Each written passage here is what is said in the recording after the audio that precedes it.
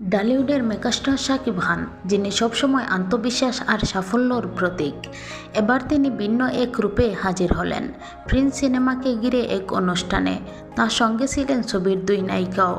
কিন্তু সবার দৃষ্টি ছিল একটাই মুহূর্তে, যখন তিনি খোলাখুলি নিজের মনের কথা বললেন।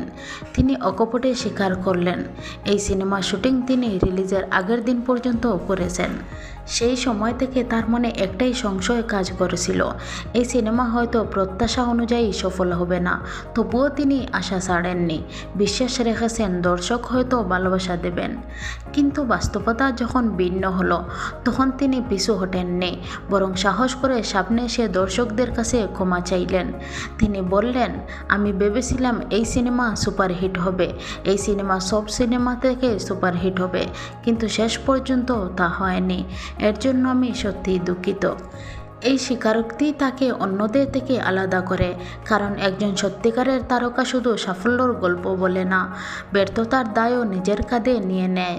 আজকের এই মুহূর্তটি প্রমাণ করে শাকিব খান শুধু একজন মেগাস্টার নয়, তিনি একজন দায়িত্বশীল শিল্পী, যিনি দর্শকের ভালোবাসাকে গুরুত্ব দেন এবং তাদের হতাশ করলে তা স্বীকারও করতে দ্বিধা করেন না।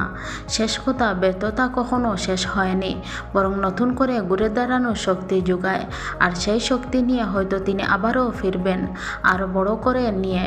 এমন আরও সুন্দর সুন্দর এন্টারটেনমেন্ট আপডেট পেতে আমাদের চ্যানেলটি সাবস্ক্রাইব করে পাশে থাকবেন এবং সম্পূর্ণ ভিডিওটি দেখার জন্য আপনাদেরকে ধন্যবাদ। এবং শাকিব খানকে কার কেমন লাগে অবশ্যই কমেন্ট বক্সে জানাতে ভুলবেন না।